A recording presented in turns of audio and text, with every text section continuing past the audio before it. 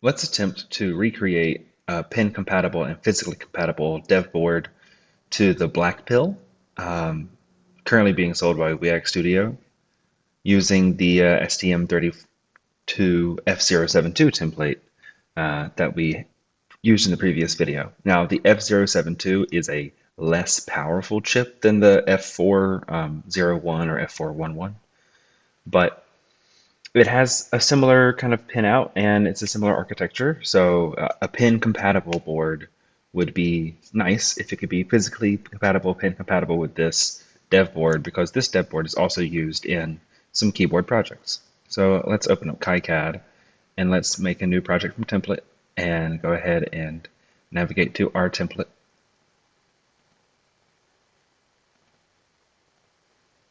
Open that up. We'll save this new project as the blue 72 because it's going to be, I guess it should be called the black 72, but that's okay. We'll rename it later. The black 72 is the BlackPill replacement for the F072. Now, the first thing I want to do is change up the schematic. So the main difference electrically would be the pinout of these headers. So let's look at the schematic, I guess, this kind of pinout. We're going to rotate this image 180 degrees. I guess it would be like this image, right? It'd have a good pinout reference. So we'll just go pin by pin and redo all the labels on our schematic. All right, so here we have the pinout according to the schematic that we found on the WeAct Studio GitHub. These pins match up. So we've got, PB12 through 15, A8 through 15, skipping 13 and 14, et cetera, et cetera. I don't know what I'm doing here. Sort of highlight window like in my screen. I was from the browser. Good golly. Okay. So of note, A13 and 14 are not broken out to the pins, to the pin headers, because they are used as the single wire debug here. And this header is actually, if I can open up, duplicate this tab.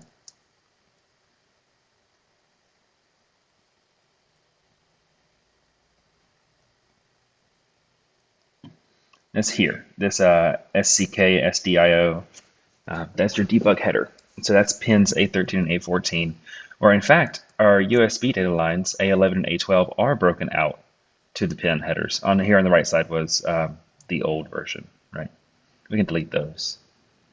But basically, everything kind of got shifted counterclockwise by about 5 pins, which isn't too bad.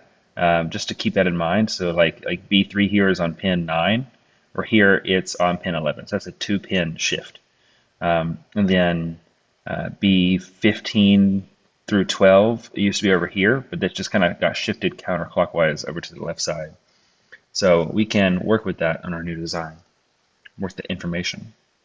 The last thing we have not talked about is A13 and 14 are going to be here in the middle. B11 just wasn't broken out as far as I can tell. So on this PDF, which I thought I had open in a larger view, but apparently I didn't. Here we are. All I do is here. Okay, so in this PDF, B11 doesn't exist on the symbol for the STM32 F401. So I haven't looked at it. I have not looked at the data sheet for this chip to see if B11 is broken out to a pin, but it's not listed here and it's not listed here, so I'm not going to worry about it. I'm going to remove that pin. Now, coincidentally, the B11 pin is half of an I2C and half of a UART peripheral, which would be 10, so that's kind of unfortunate, but there you know. There you have it. B11 isn't used. A13 and 14 are going to be used in another header here, and then F0 and F1 are not present on the F401 chip, but there is H0 and H1, and this is an oscillator. which is needed to run the run the chip. But the F072 does not need an oscillator. It has pins for it, but doesn't need it. We can break these out to test pads. I think we'll do that. So I'm going to break these out to test pads. I'm going to break this out to a 4-pin header, along with whatever else is on that header. What was it? 3.3 volts and ground. So let's do that. SDIO is PA13, which is true. PA13 at SDIO. So let's add a 4-pin header. Con 01 by 04. I can type, that'd be great.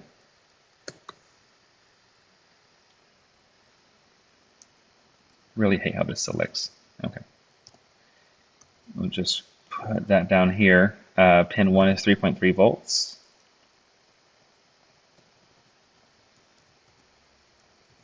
Pin 2 is SWDIO, which is P813.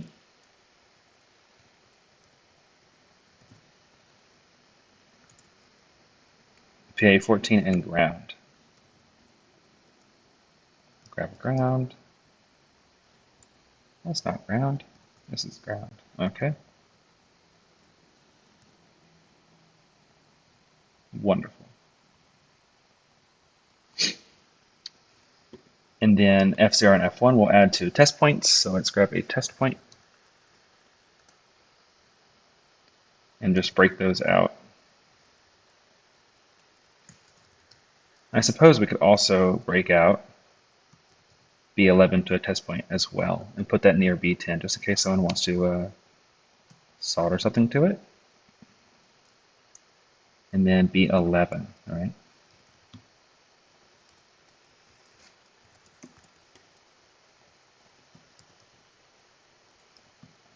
Okay, so there we have our test points, our pin headers for the debug connection. Let's add some assignments to those connectors. So the con 1 by 4, we'll just go with a pin header. It's a connector pin header 2.54 millimeter. We'll do the 1 by 04 vertical. See what that looks like. View selected footprint. Yeah, that's the one I want. And the test points will just go into our test point library. And we'll just grab a simple pad point of 1.5 millimeters. See if that looks good. It's a square. Can we get it to be diameter? There we go. That looks pretty good. Okay, so that's all of the components that we need.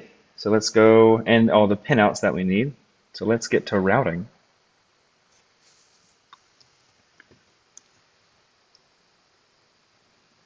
So this is the template. This is going to be routed incorrectly because we just changed the pinouts of these connectors. So let's go ahead and delete all the traces that exist.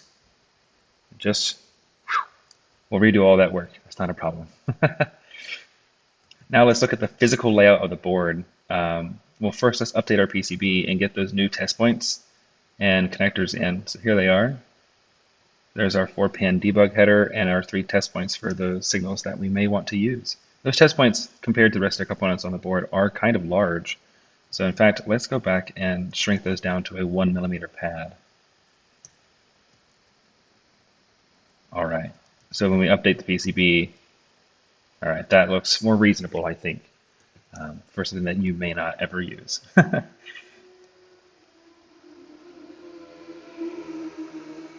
Excuse the motorcycle that just drove by. So the next thing to look at is the physical layout of the board. So here we have the spacing between the pins is 15.22 millimeters. So if my calculator out, let's convert that to inches because these are supposed to fit on a breadboard and breadboards are in 1/10 of inches. So 15.22 divided by 25.4 gives us 0.6 inches. All right. Well, short of 1/1000th of an inch shorter, but it's 0.6 inches across. And then the outside dimension of the board, I want to keep within these limits. I actually kind of want them to be tighter and smaller, just because I think it looks better without the pins being overhung by a bunch of PCB, which makes it kind of hard to plug things in to the breadboard beside it.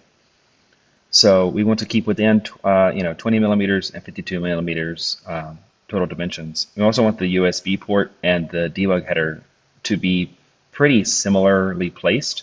I'm not concerned about the button placement because that, unless you have an enclosure that exposes like the reset button on a dev board, it's kind of, that's a case by case basis, but essentially it doesn't ever happen. So just want the USB port, the debug header, and the rest of the header pins and board size to be approximately the right locations.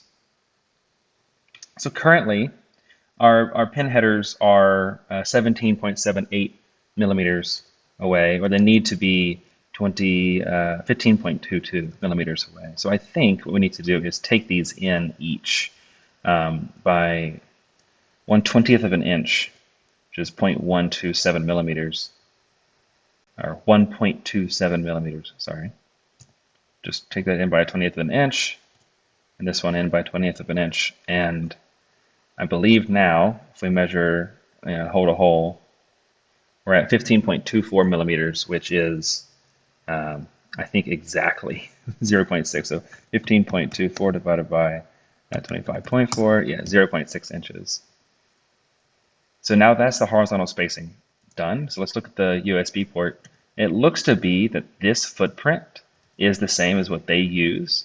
So I'm going to visually line up, like this front hole looks to be almost exactly in the middle of these two pins.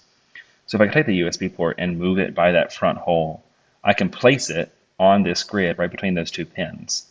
And the center is still horizontally locked into the middle of those two. All right, so there's a USB port placement. That feels about right. If I'm looking at a 3D model of if I can open one. If I'm looking at like an image of this board, then the USB port just comes out beyond the PCB edge. Like it's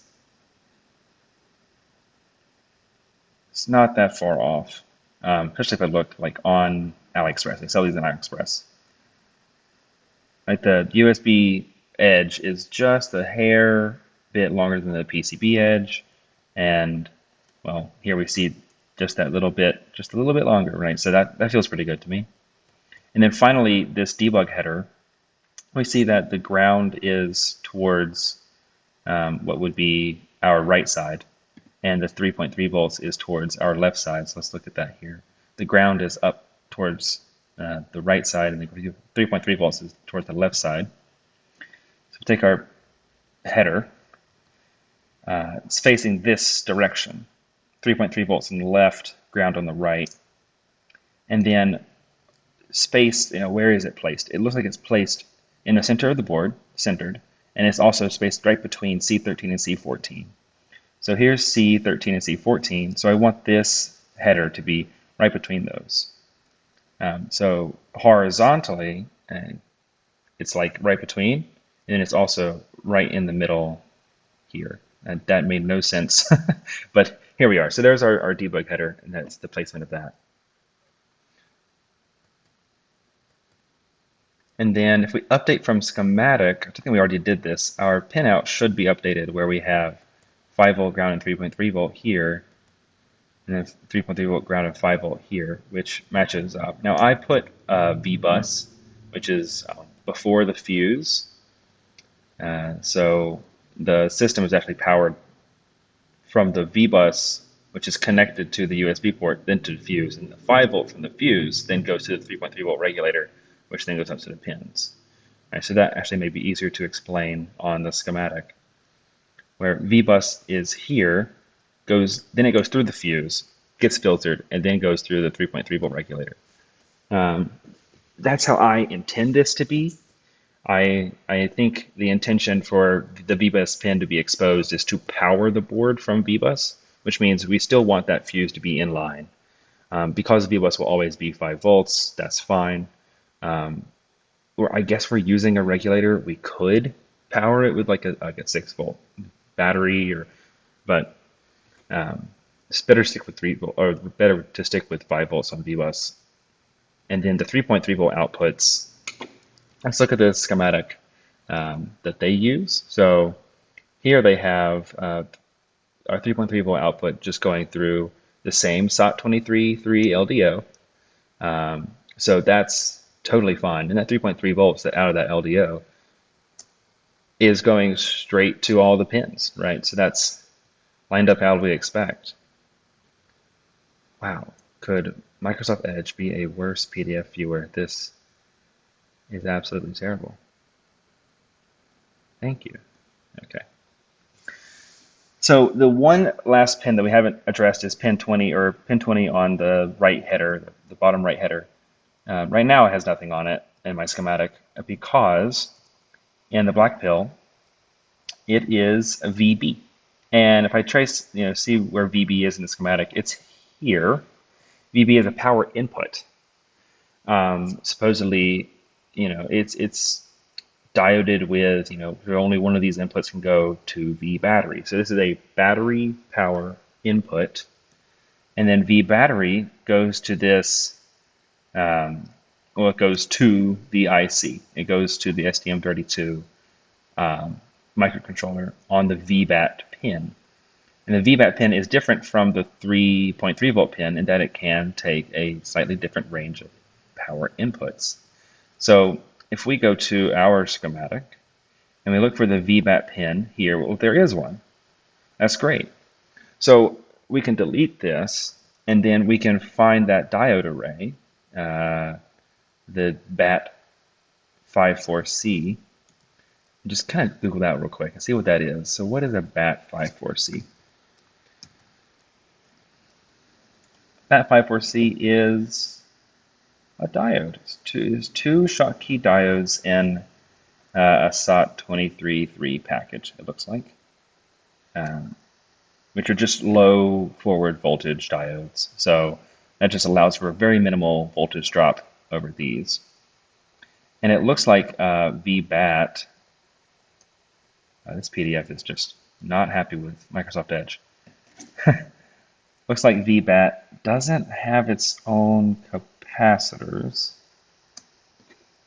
VBus is going to 5 volt through a diode here instead of a fuse, which is fine. That is some reverse polarity protection. We might want to implement this. Not really concerned about it though.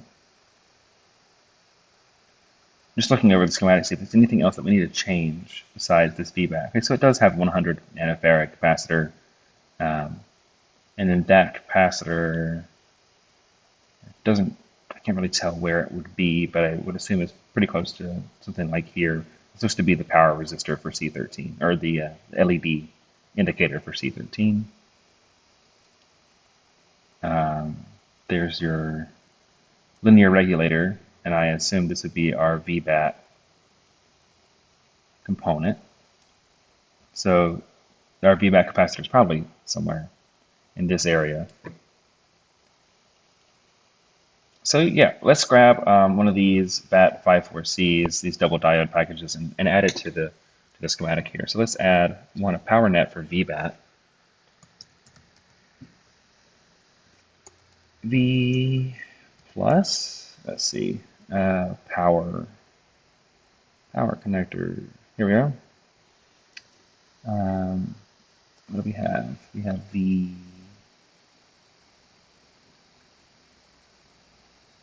bus, VCC, VD, VDC, VDD, BPP. What do you want to use? Plus battery. That'll work. Okay, do plus battery here, and then copy these, and we can say that pin 20 can drive plus battery, or 3.3 volts can drive plus battery through some sort of diode. So let's see if I can find a 3-pin diode, right? Just for the symbol. That's close. Looks like it's going the other direction now. In fact, let's just look up the BAT54C, right?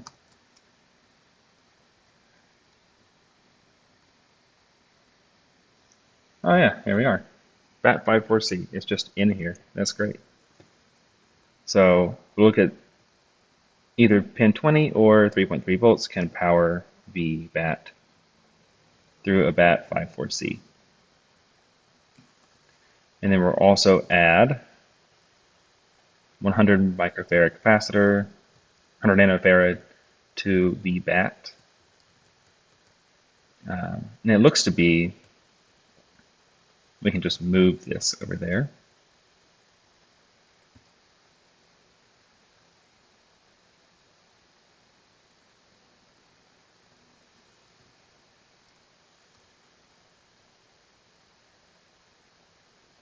And we'll add our ground. Now, we could also do like analog ground reference and filter that out, but I'm, again, not too concerned with that. I just can't be bothered right now to do that. So let's see how that changes our schematic. We'll add this VBAT and capacitor. And it looks like the capacitor we want is C7. So let's move C7. So VBAT is here in the corner. So we'll take C6 and put it over here. Let's grab a 1/4 millimeter grid. VBAT is here in the corner. Okay.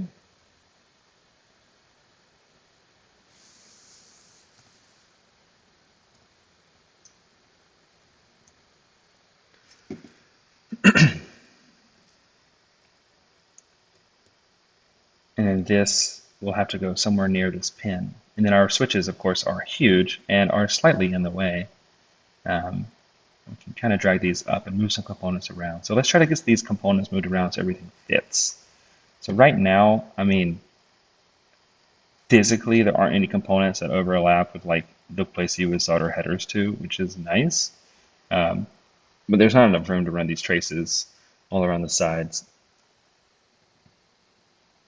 Let's get rid of all the vias as well while we're here.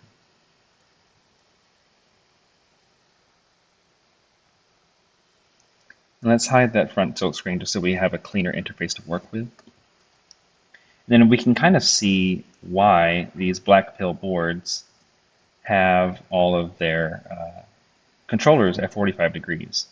And like we said with that earlier, we twisted things, right? We twisted this controller, or we twisted all the pins counterclockwise, about 5 counts. So if these air wires are kind of crossing over diagonally, I took this controller and I just did a little twist counterclockwise. Well, now all the pins come out much more radially, right? And so it's going to be a lot easier to route these pins to come out radially like this. Now, I'd also want to, just for aesthetic reasons, and I think the WeAct does this as well, completely center the main IC horizontally on the board. So, and then also, while we're here, we can look at this outer dimension, 20.78 millimeters, and see if we're within that. So of our edge cuts, we can just measure.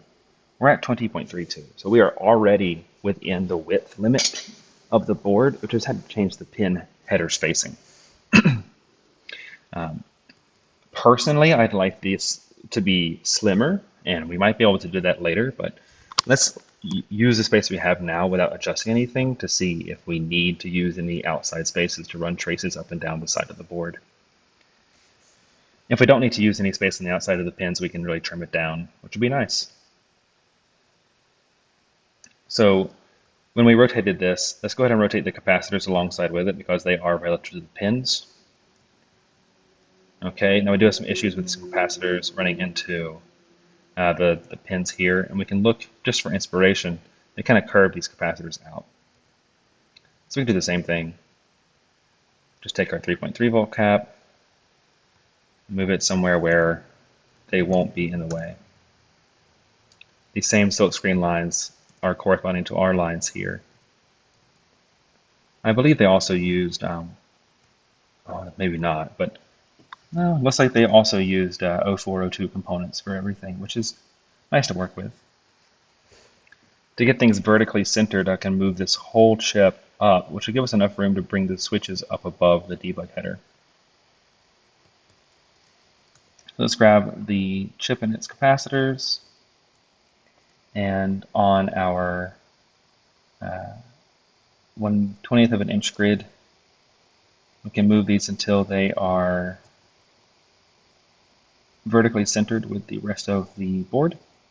Take the measurement from the center of the chip to the top of the edge. It's 1 inch exactly, and then to the bottom edge, it's 1 inch exactly, which is great. So this board is exactly 2 inches long, which is 50.8 millimeters, which is less than the BlackPill, which is good. Okay.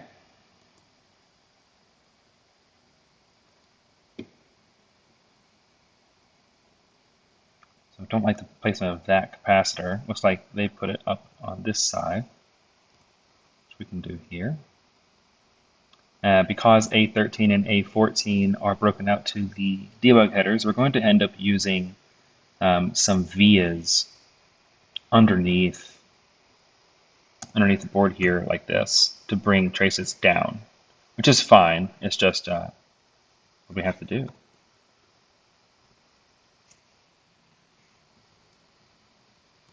Now I'm using quite large and cheap components, but if you use smaller components, you might be able to get away with tighter spacing on a lot of these things.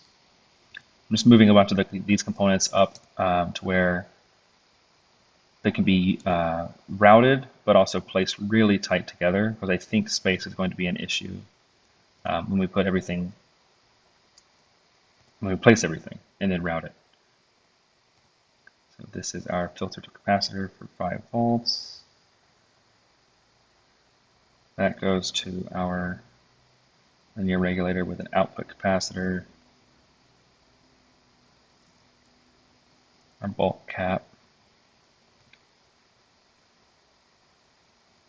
So already, just placing these capacitors, we have the majority of the left side here filled up, and we haven't even routed the USB traces, which come out now the left side of the chip instead of the top.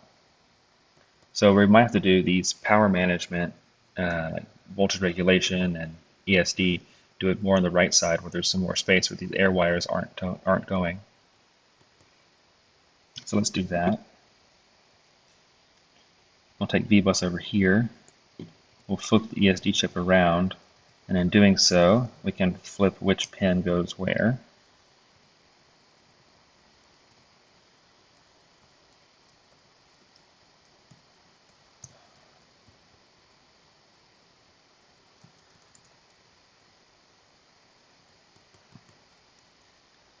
Take our 3.3 volt regulator. We can move it up here.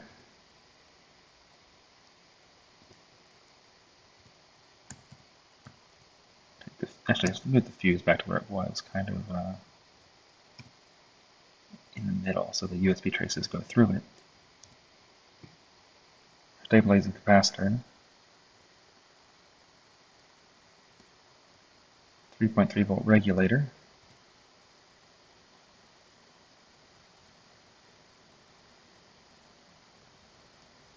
With its own capacitors.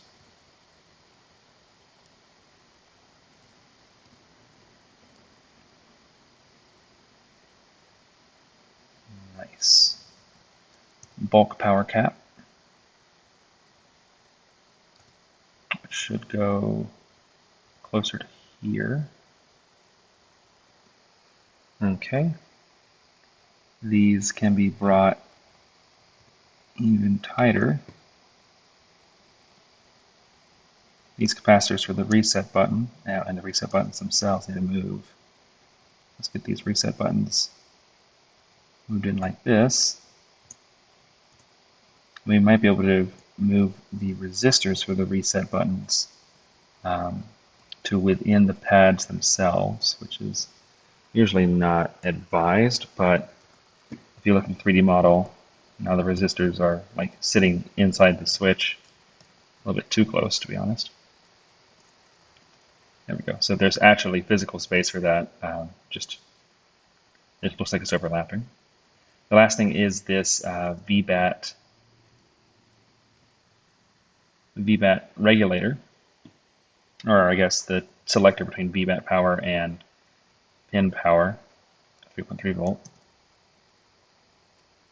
That physically does fit with these capacitors there. I just don't like it. So let's do some thinking. So if we move this here and this here, and this can slide over and have a bit more space to breathe. Yeah, that looks pretty decent. So now we're right heavy on the board instead of left heavy, which is fine. We're still using pretty basic parts. The only thing we've increased for the BOM is this selection for VBAT. We're 30 minutes in and we've just got the components placed. Not too bad. So test points, I said we were going to do some test points for like F0 and F1, and then for B11. And I believe these test points are going to sit on the bottom side of the board just to make things a bit easier. So we'll just throw F0 and F1 test points down. Not too close to each other. And B11 test points. I suppose they can go, outside. Doesn't matter. Really depends on how we need to run these traces. We'll do the test points last. In fact, let's just undo that. And let's just start routing. I think most importantly is their USB, because that is a high-speed signal. And we'll use the 0.2 millimeter width for this because it is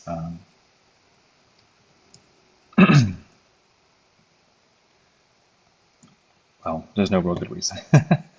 So it's just, and you shouldn't have to do this D minus D plus thing. I just hadn't updated my download of the template. It is fixed online though.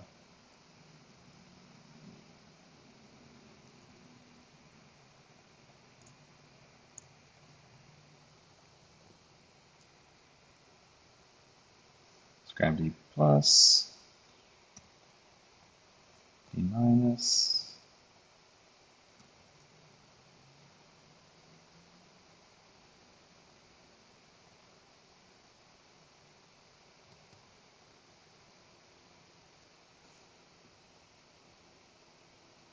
Try to make this pretty broad. I'm a huge fan of how this capacitor gets in the way of everything. How did they manage that on the existing board? Let's have a look. Look at the photo here. It looks like, well, it's just a smaller package, so they had room to put the capacitor on the outside of it. So the smaller package chip, this chip is a larger footprint because of the LQFP package, right? All those extra copper lines going out the side of it instead of just pins in the bottom of the package. So those pins take up space, usable space. Could have been used.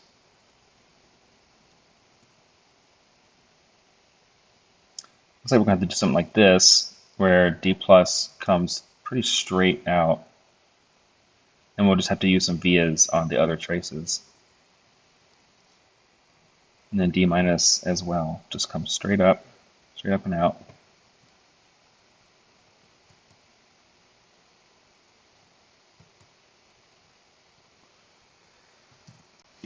And they also used, I think, vias on D plus and D minus. If I can count the pins, 1, 2, 3, and 4. They did use a via on, I think, A12. We'll have to do the same thing. We can get this in without using a via, but for this one we will need to use a via.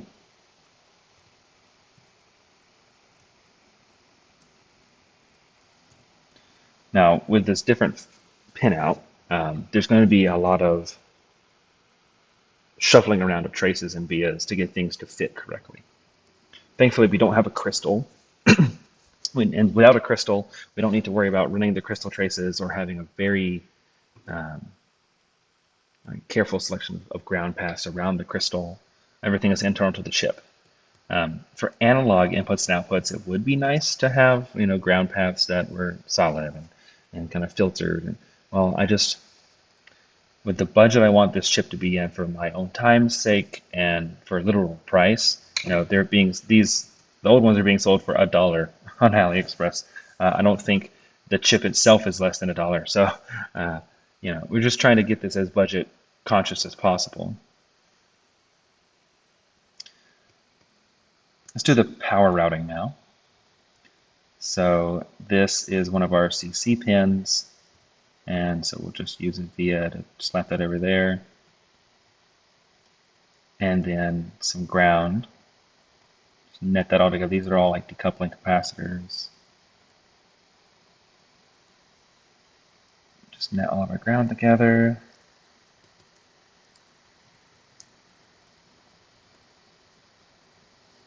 Now, VBus, I do want to use a slightly thicker trace. Let's go with 0.3 millimeters. 0.4 would be nice, but let's see. We'll see if 0.4 works. We have the space for it. Looks like we might. I guess same for the ground. We should use a big trace, right? 0.4 millimeters, just to ensure we have the current capabilities.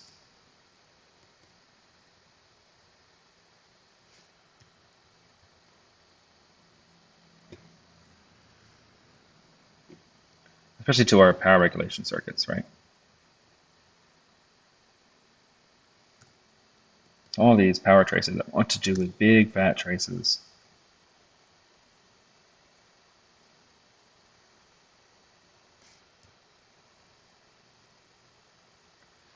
It looks like we have an issue here with the ESD chip. We want to connect ground, and we want to connect 5 volts. But there's just not enough space to just get our 5-volt trace in and our CC resistor as well. So we can fix this by moving our CC resistor to the other side. I believe this is all we need to do.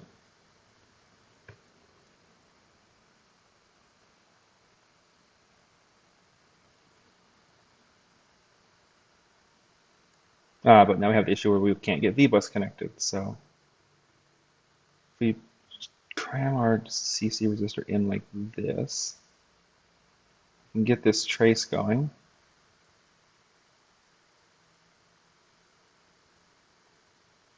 Connect it to ground through a via, and then get VBus nice and thick and routed up to the USB port.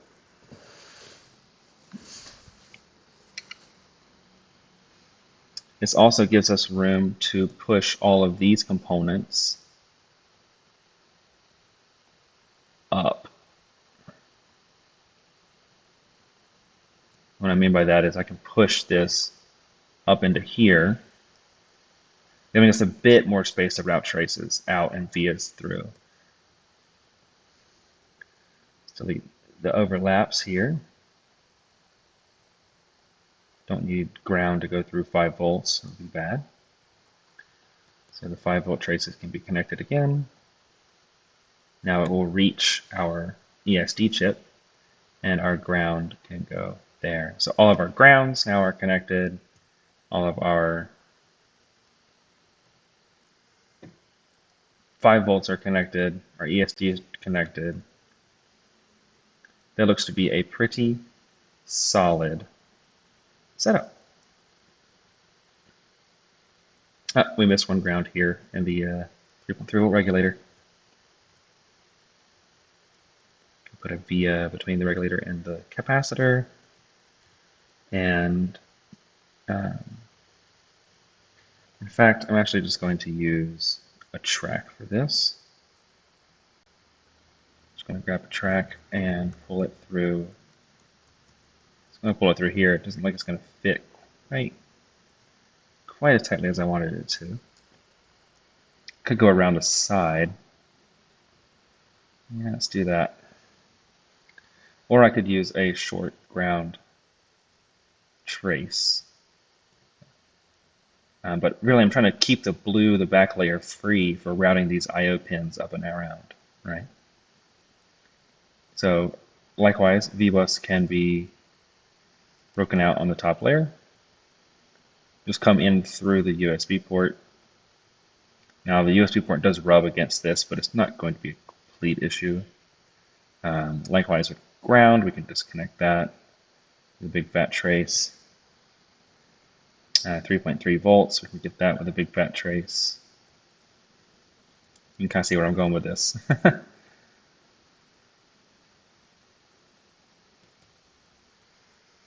And then we'll also somehow have to bring VBus all the way down to the bottom corner, along with 3.3 volts.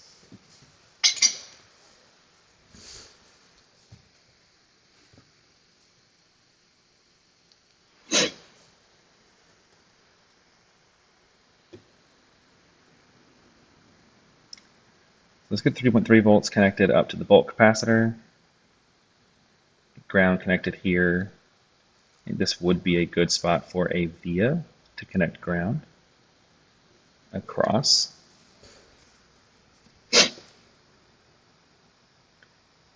And then same for all these 3.3 volt connections. And for the smaller ones, we'll use our net class width, which would, or 0.3 millimeters, which is the same width as these landing pads.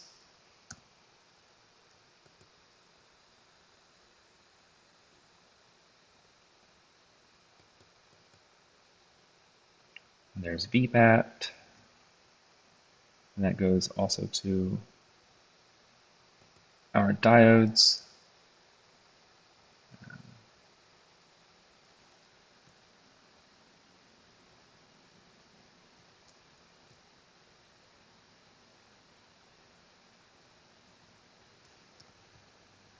Here's our end reset stabilization capacitor.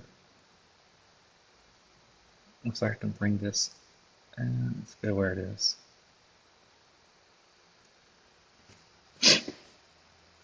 All these grounds should be connected up.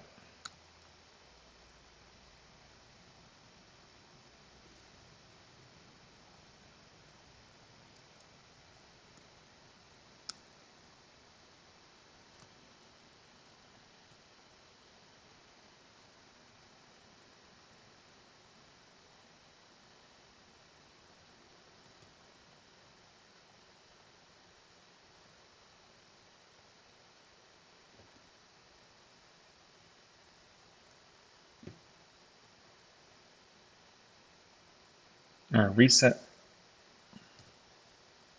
pin goes to the reset switch.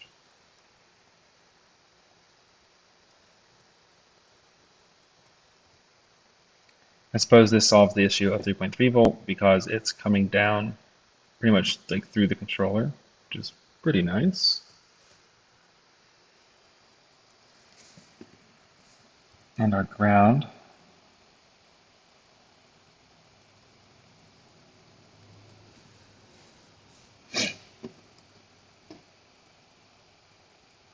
We have a ground connection here, but I think we'll just use a via to get these out.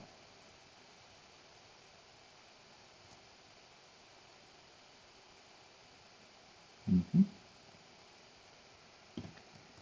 for this capacitor, it's also going to be a, might be able to slide it up through here, which is perfect.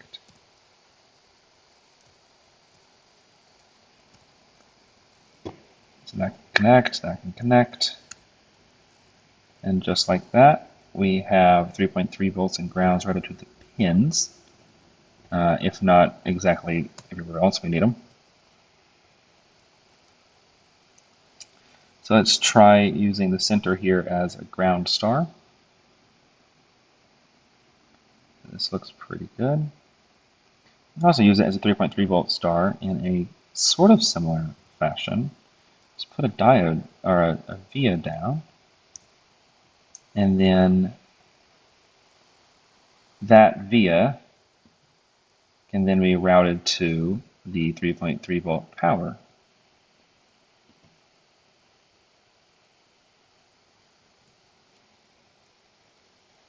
So in this case, 3.3 volts comes out here, and we'd want to run a trace to the center.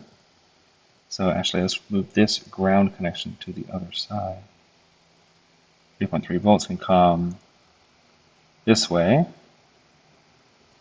and its via can come here. And I can connect, so now these two 3.3 volt traces are connected in through the middle of the chip.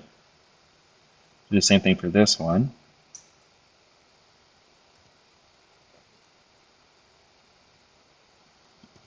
And the last one here can come down through this direction.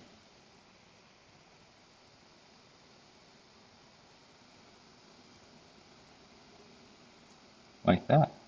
So now we have this little island of 3.3 volts, which powers all of the 3.3 volt pins in the vicinity, coming straight from the regulator.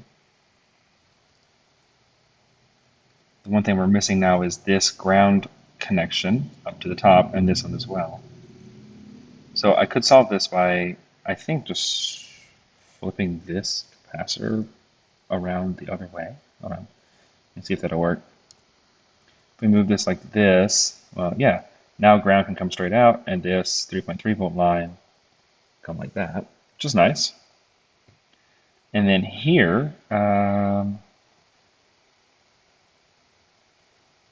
could run ground in through and then to the side, but I do want to use this space to get like A13 out with a via, and then A14 as well out with a via to go down to the bottom. Let's try it. If we give us a little more space coming in, do we have enough room to do this? Look in this, it won't fit. Okay, well, never mind. I guess I have to use a via for the ground, which isn't an issue. Just pop down a via, and then go to the other side, another via, and connect ground to it. B13 as well, or B11 rather, is on a test pad. So we're not even going to break this out, right? So it doesn't matter that the ground via is obstructing it. So with that, let's see if there's any missing ground connections. There's one here going to this reset switch. I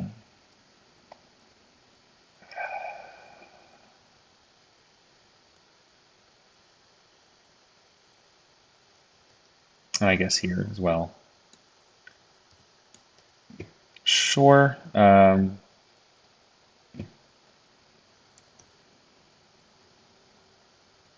Just bring this down. We're not going to be using the space on the board here very much, just to get these I/O. Similarly, I think this reset line should be much closer to the edge, or even just direct there. And then these will connect with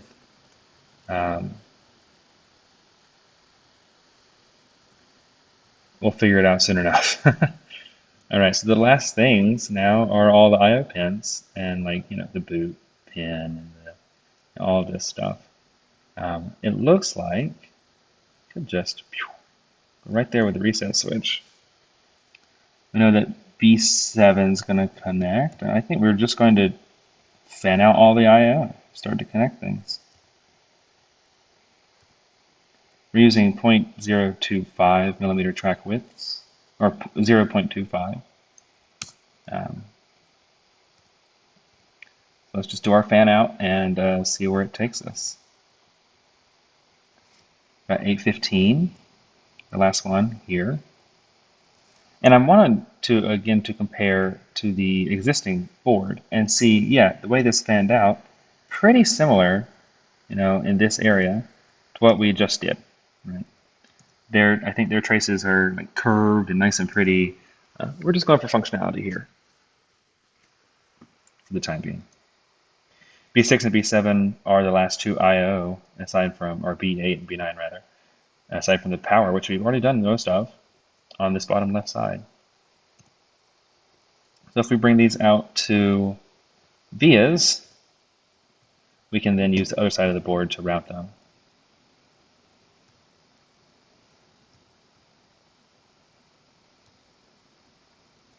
So let's do that.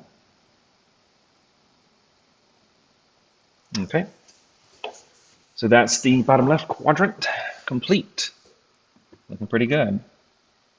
Let's drag this big power input pin and let's use, let's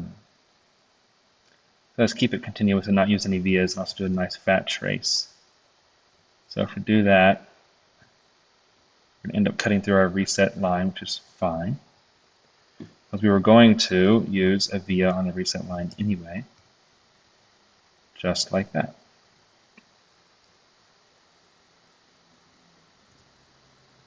I mean, not just like that. Let's get it kind of centered up a little bit. Okay. See, 15, 16, and 13 are those like oscillator pins. Those just come straight out of here. So let's see if we can get these out without interrupting too many issues. So here we have, we're kind of like colliding with a VBAT. We try to take it out straight. We have the physical space to move this to the left a little bit, so we probably should just do that. We take it in like this, just a quarter of a millimeter to the left, but that's going to give us the clearance we need to connect this up and then bring this straight across without hitting it. This isn't ideal, but I think it'll work. So let's just use a diode there to, or a via rather, to bring that across and down. And the same for this. Just use a via to bring that in.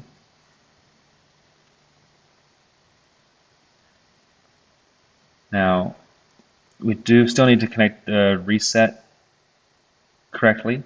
And then before we do reset, we also need to get C15. So let's bring C15 up. Let's see what we can do with C15. It looks like C15 might need to go pretty wandery up into underneath the chip in order to have enough space. Or we might be able to slide a via in right here if we move some traces around. Let's just call it here, and we'll see if we need to change that any at all. This also means we won't be able to attach any test pads for F1 and F0 because there's no space to bring it out. Now with C15 taking up the space there.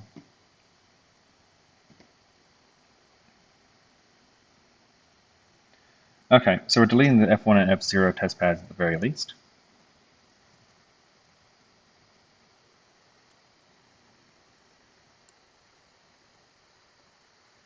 And we'll save that and update.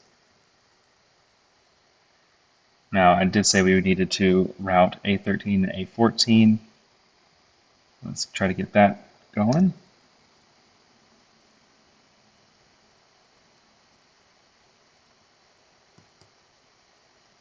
Let's get this ground via just straight there.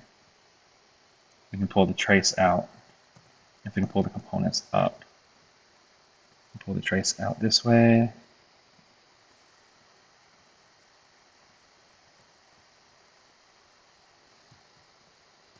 For ground.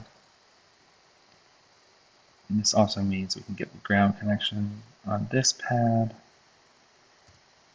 And well, the 3.3 volt also needs to be connected.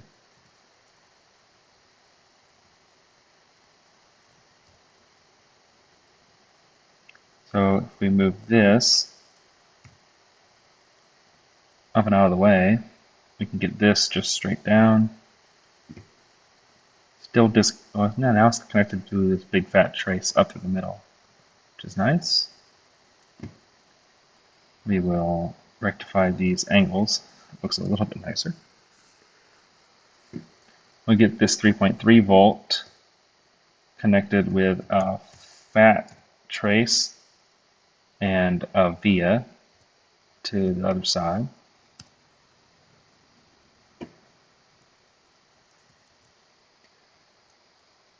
And then we'll get A13 and A14 down through the bottom side.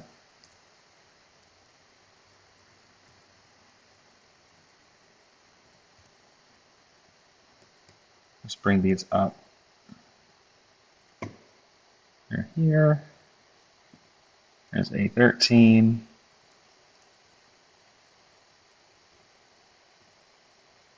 Bring it up and around because I want to place a via for A14 close by. So there's A14. I'm going to put A14's via in this corner. And I want it to be spaced out a little bit more, so let's do that. I can bring the A13 trace just out a bit. Okay, so I think that's the majority of this bottom section routed now. We just need these I/O, A0, A1, A2, A3, A4, and then we'll be done with this quadrant. So A0, 1, 2, 3, 4 are all right here on the corner. I have to bring all these out to vias to bring them down far enough. So A0 I think we can get with just a trace, no via needed, and perhaps A1 as well. That would be nice if we can. So we're running into some space issues. Okay, see if we can move this to the left any farther without running into any of the other components. That seems to do it. And then we can bring this up without running into space issues by just putting it right in the middle. A2, A3, A4 will do with vias onto the bottom layer. So A2 I'll bring out to within. I'll bring out to within. It just connects. A3, I'll bring a via here. Well, A3 I might be able to get just with a regular trace as well, or maybe A4, or maybe both, if we're smart about it.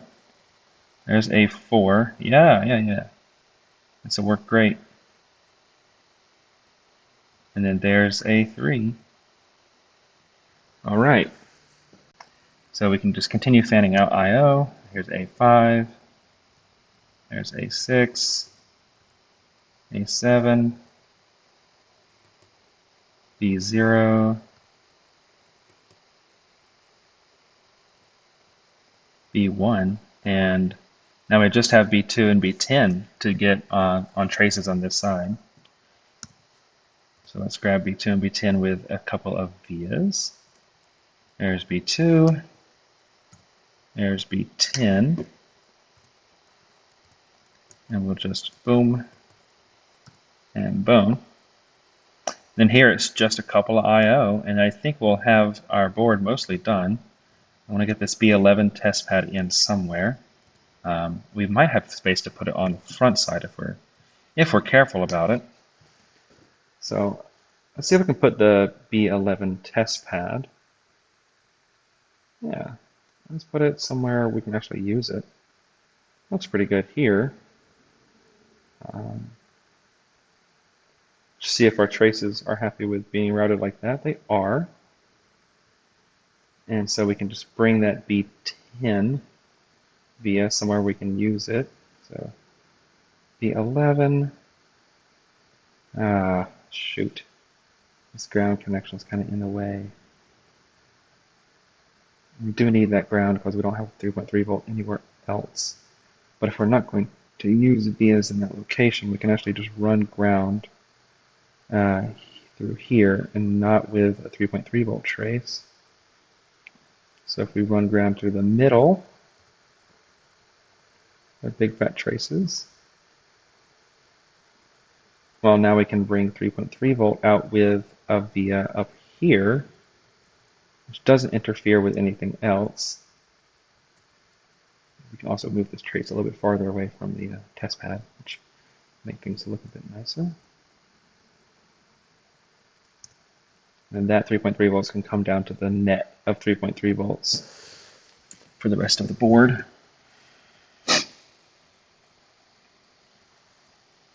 We'll run our B11 trace, leaving plenty of room for a B10 via in this area, which will then go up to the pin. Okay. So now we just need B12 through A10 routed out.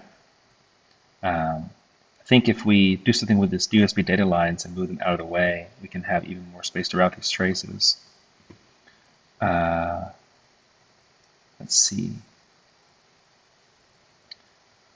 Minimally, let's see how much space we need. So that comes up here. This will come there. This will come here. This will come here. This will come here, and then we need A10 and A9 to come out on vias on the bottom of the board because the D minuses are limited by this capacitor. So if we can move this via and trace out of the way and these traces into a more reasonable space, then we can break out A9 and A10 to simple vias on the bottom of the board. Okay, go ahead and connect those while we're here. Just Bob's your uncle there. Bob's your mom's brother there. Okay. And then all of those will come out to vias. So actually, let's move this closer to where we have more space for vias.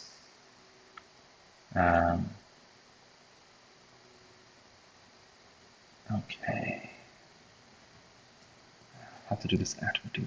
So yeah, this is what I'm saying about getting all the traces in the right place. There's a lot of things to consider when you're on a space constrained layout. Some things you probably never have considered unless you were doing a space constrained layout before.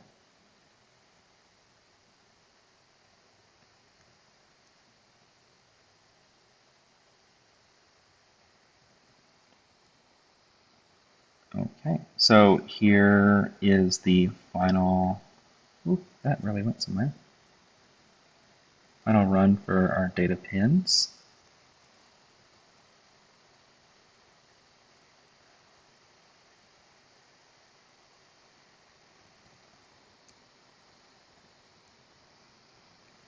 We'll get this via in place on D minus. Do some reconfiguring here. Get things look a little bit better.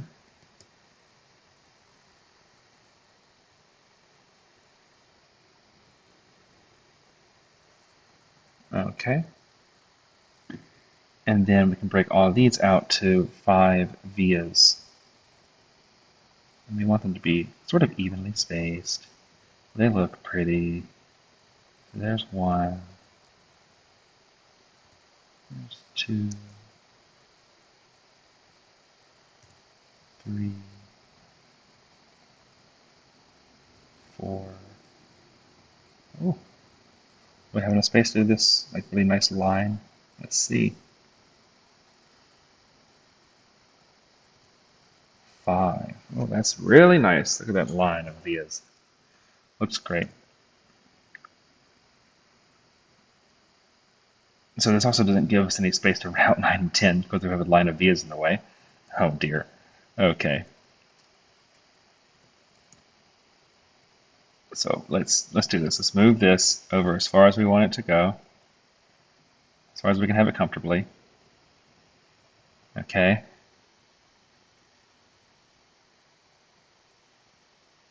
That's pretty far. Then we can route these 2 traces as far as we can comfortably. That's pretty good.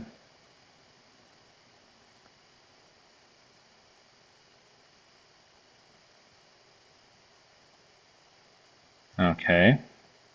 Now we can find the space for these 5 vias, which will likely be a little bit more random now. So there's one of them.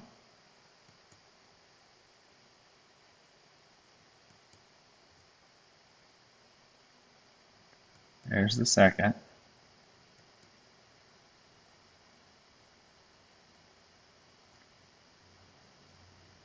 Here's the third.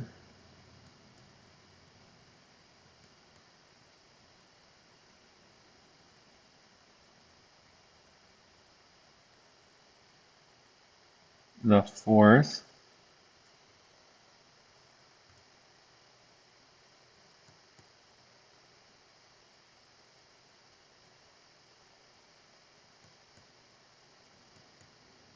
And the last one, B12.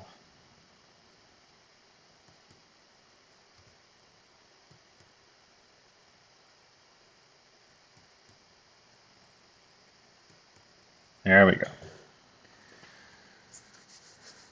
So that now, as all the pins connected, we seem to have missed one major thing, and that is VBus. VBus is unconnected on this side. I really don't want to put a trace on the outside of the pins. So let's try to find a path for VBus to come down across the PCB. My initial thought is I see kind of a little bit of space. Kind of hard to draw it out without actually doing it. But if I can move this ground via, maybe the other way, there we go. And if I can squish these in just a little bit, right? If I can move this in another notch on the grid.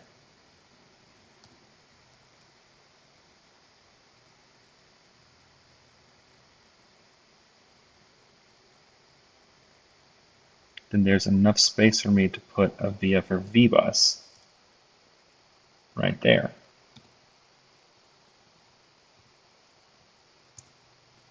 Right there, yeah. So with this VBus via, we can take our nice big fat VBus trace and try to move it to the bottom left corner.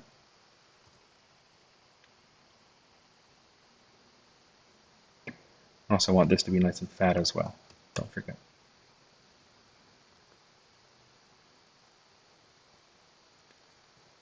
So I want to kind of go in between these traces, down through here,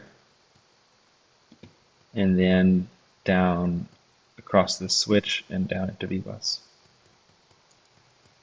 Or through the left side. I don't think we're going to be able to do that with all these vias in the way.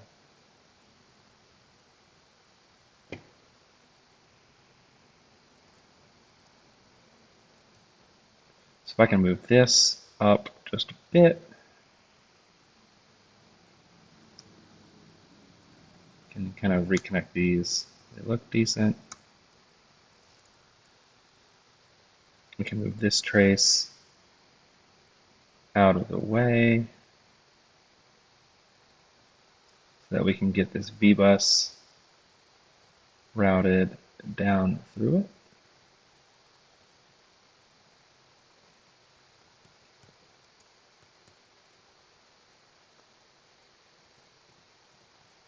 And then down through here. I'm going to move that C15 via just a little bit to get this to fit. I'll make it work though. So let's move that C15 via.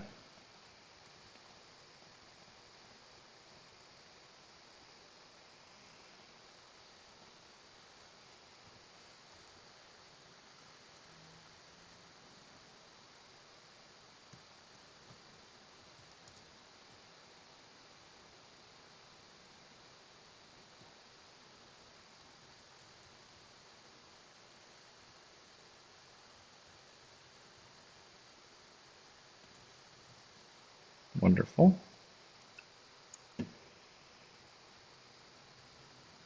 And this VBus can now cut pretty much all the way across. Let's move A14 in tight to A13. Bring VBus down through all this. And then it's just a matter of getting a via down. So just drop this off real quick. Move these out of the way to the left.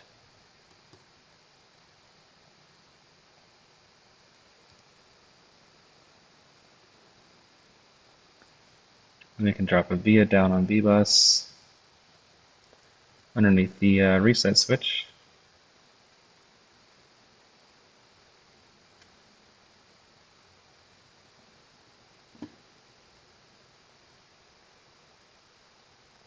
Boom.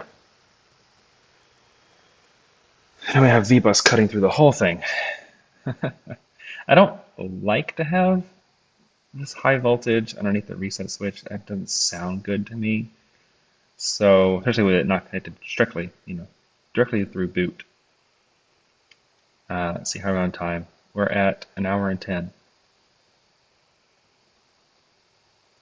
So just thinking through, how else could I bring V-bus out? Well, I could bring it closer to here, the via. Or I could bring this blue trace almost out all the way to the end if I move A13 and A14 just like around the back, basically.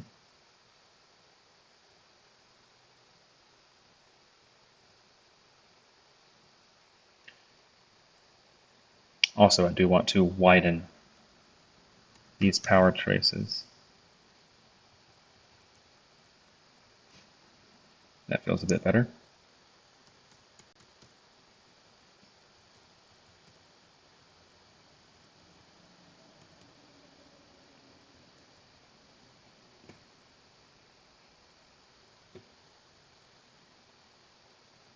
So now my V-bus via can exist in a safer location, let's put it that way.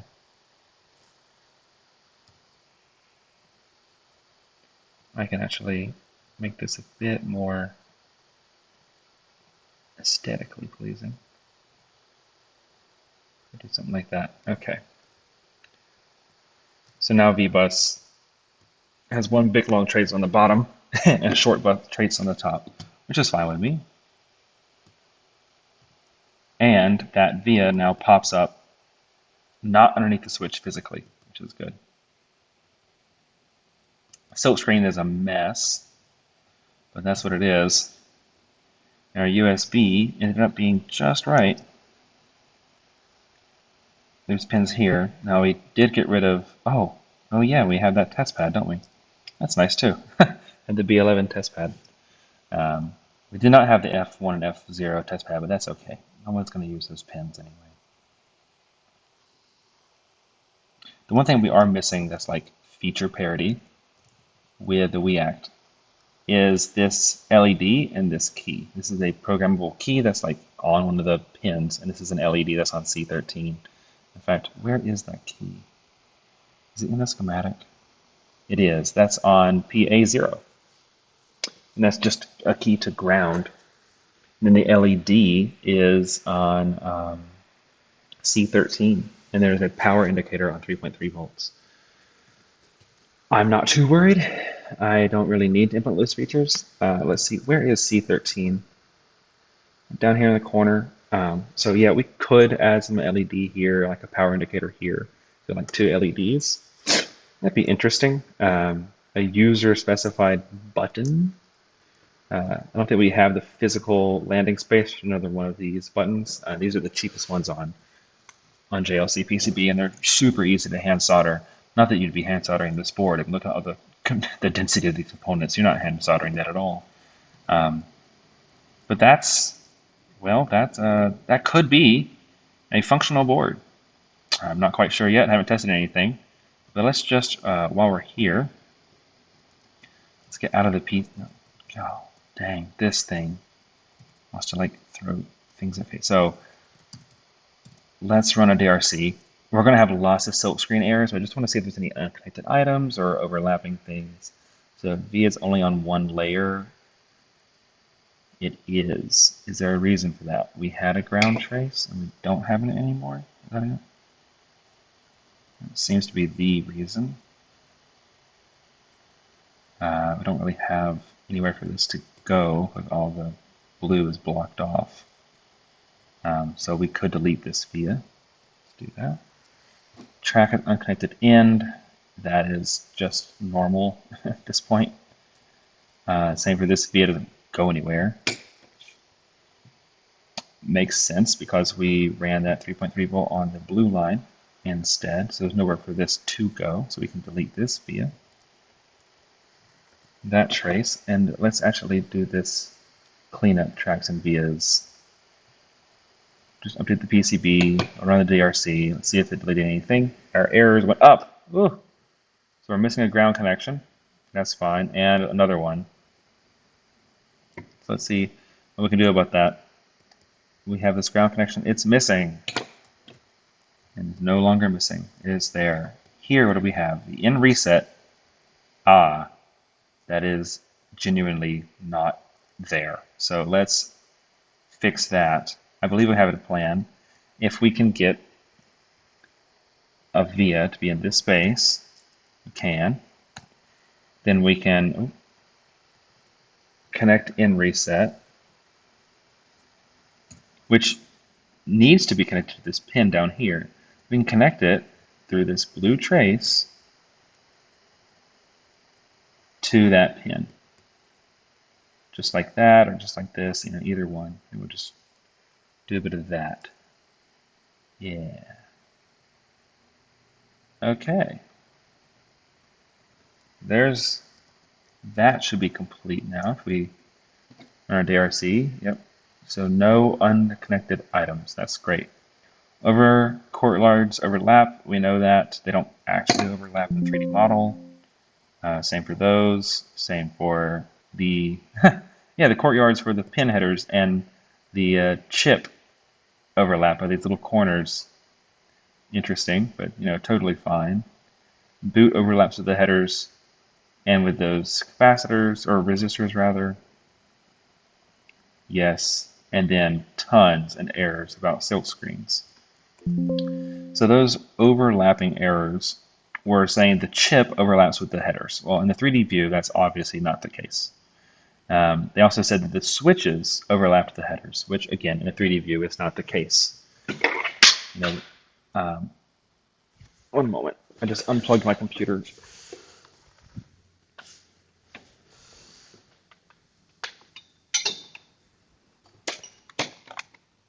Okay, we're back to it.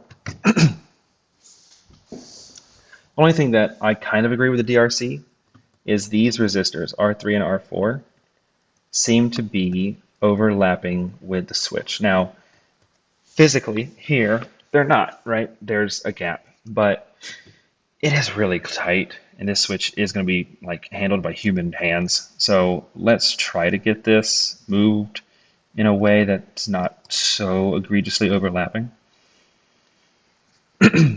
So we can move our B9 and B8 connections just up a bit, and move those up a bit. Let's see, like that. Well, this ground connection is still clear, so that's good. Everything else is going to be nice and clean, so that's fine. That gives us a little more room. In fact, this one might be able to be moved another notch. No, that's not going to work. So we'll undo that. This gives us room now to move these components out completely from the switch footprint, which is going to be super nice. So we'll just connect our traces back.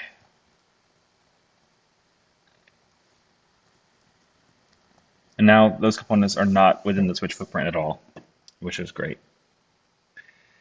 Oh, so did we call this done? We got to fix the silk screen, but I believe from the DRC that we fixed some of those errors, right? What are we missing? Cleanup tracks and vias. Wow. Did that just... Oh, it did. Huh. There we go. All right. Cleanup tracks and vias. Run our DRC. So we have no unconnected items. We have 54 violations. A few of these courtyard overlappings, which we should be able to ignore. So that's fine. It's just those 6 errors, 6 courtyard overlaps. Then we have tons of silkscreen things, which we can address.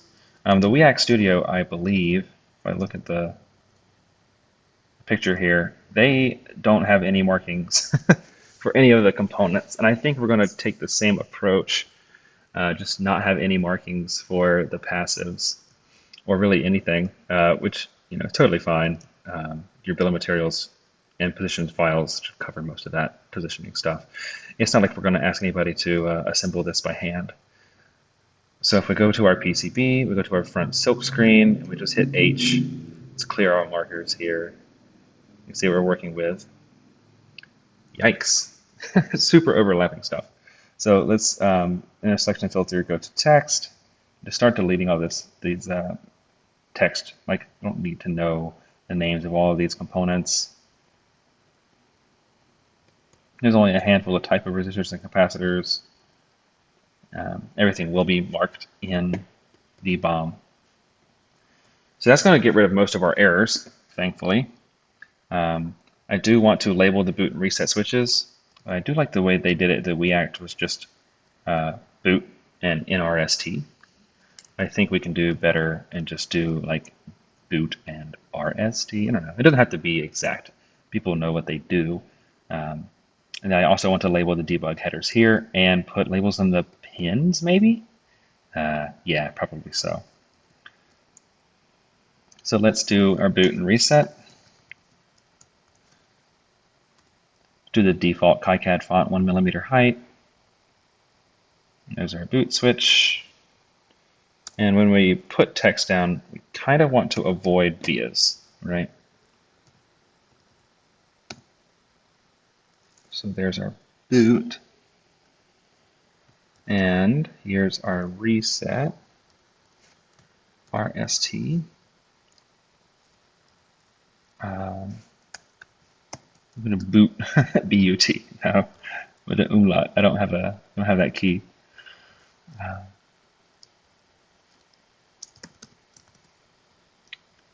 Something that's going to show up well in the space that we have.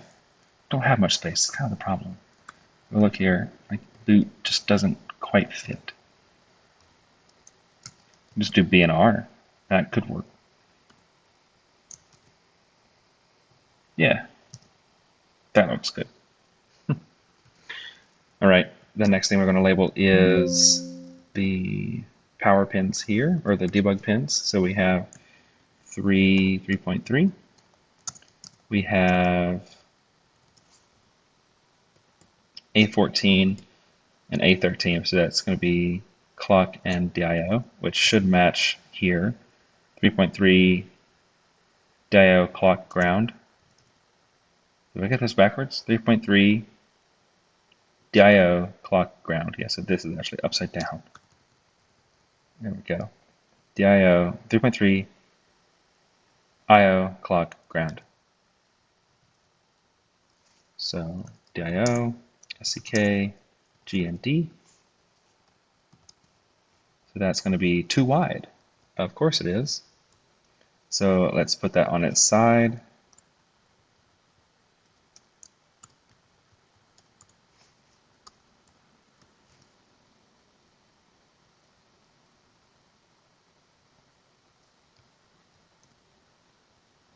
With some extra new lines, and then align it that way.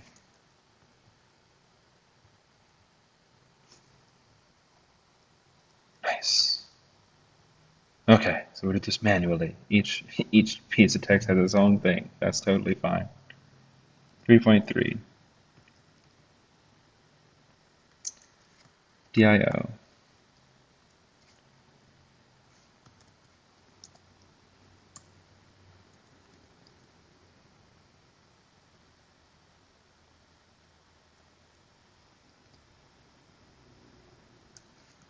CLK, GND. And we'll put that on this half grid, 1.27 millimeter grid.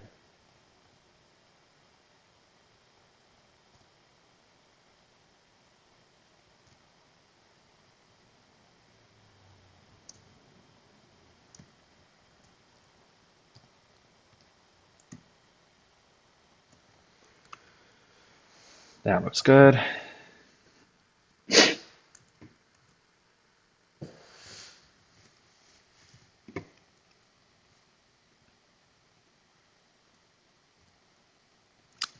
want this to say boot and reset.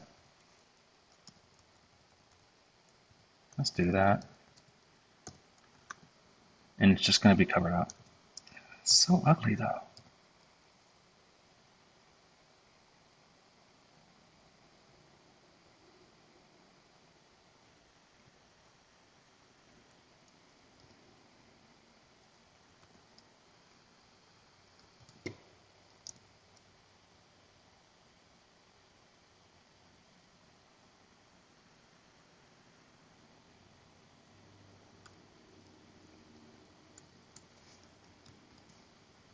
RST fits. And if we can get a 3-letter word for boot, that'd be fine.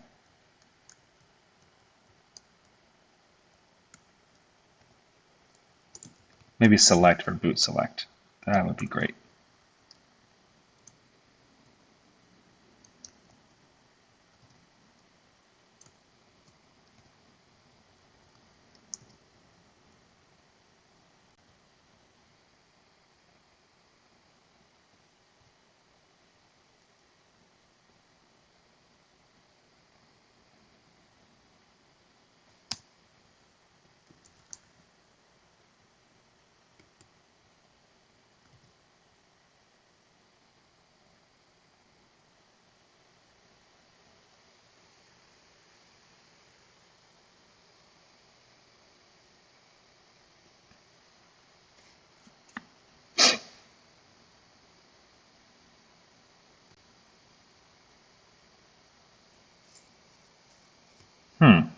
The way I have these vias set up, they could be reversed for A13 and A14. Sorry I'm talking so slow, guys. I'm just thinking.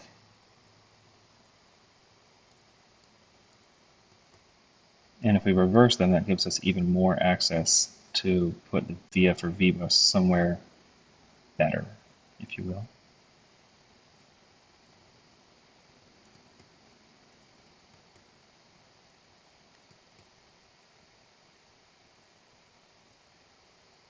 So A13 is going to come straight down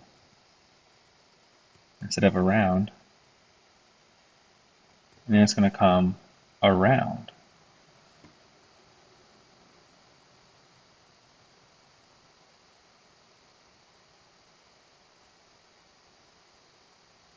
No, it's going to go tight. My bad. So this now comes like super tight. Get the VBus down first.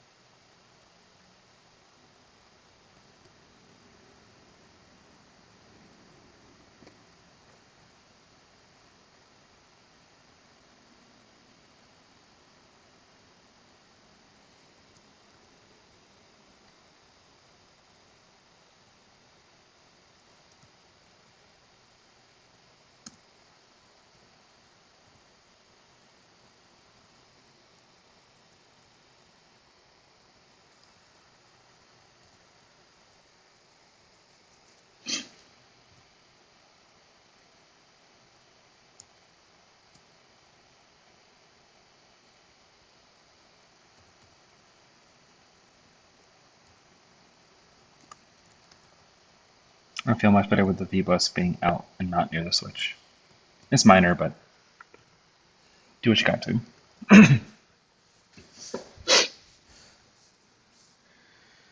So the last thing to do is maybe label the pins.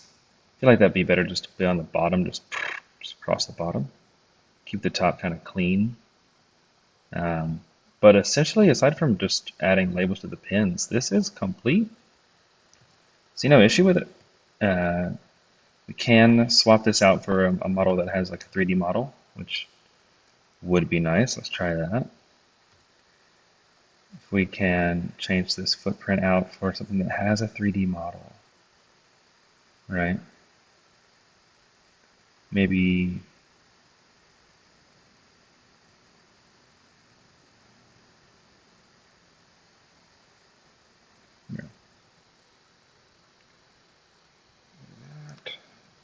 we go. Okay, so I think it's safe to bring the edge cuts of the sides in a bit. We're going to be on that 1.27 millimeter grid. I'm going to bring it in just like that, 1.27 millimeters on each side. And now this is going to be pin compatible with a BlackPill.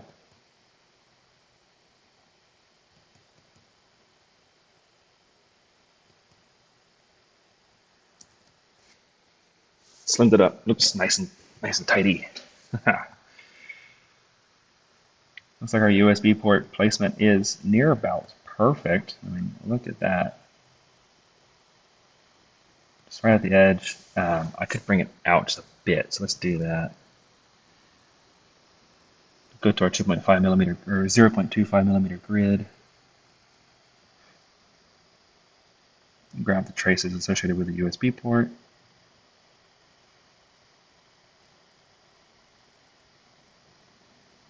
And we'll just bring this up just a smidge, right?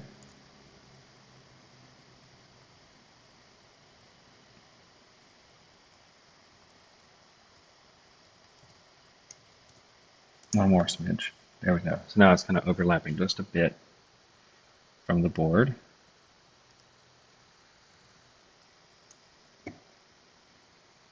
Perfect. Let's get all those traces back connected.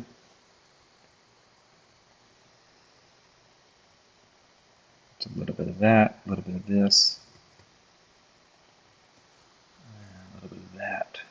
Big background. Yeah. All right, so let's look again at the topology of our ground. That's not great. What's going on there? Oh, 3.3 volts. Okay. So ground topology is decent. The port is one giant ground part, so these two pads here are like connected through a big trace, I guess, essentially. We've got a single like star branching, so there's no loops in the ground path. It's just one trace that goes through the whole thing, and everything breaks off, which is nice. And we have a similar topology for 3.3 volts, where we have this in the same kind of star pattern as the ground, right? Which means that the return paths are right next to the ground paths, meaning there's going to be is good ground control, basically. So there's a 3.3 volt and ground paths. Can I highlight both at the same time? No. You cannot. Okay. There you go. 3.3 volt and ground. Oh, that looks terrible. 5 volt power should just be right here because V-bus is the one that's bringing power to the 5 volts, right? So this is V-bus. That's bringing power to 5 volts. 5 volts is going to then give it to 3.3. All of that's with the ground return paths that, again, like if I look at V-bus and ground, the big ground trace down the middle and the big V-bus trace down the middle are very similar in length and location. So that's good as well. You want these traces to run pretty parallel.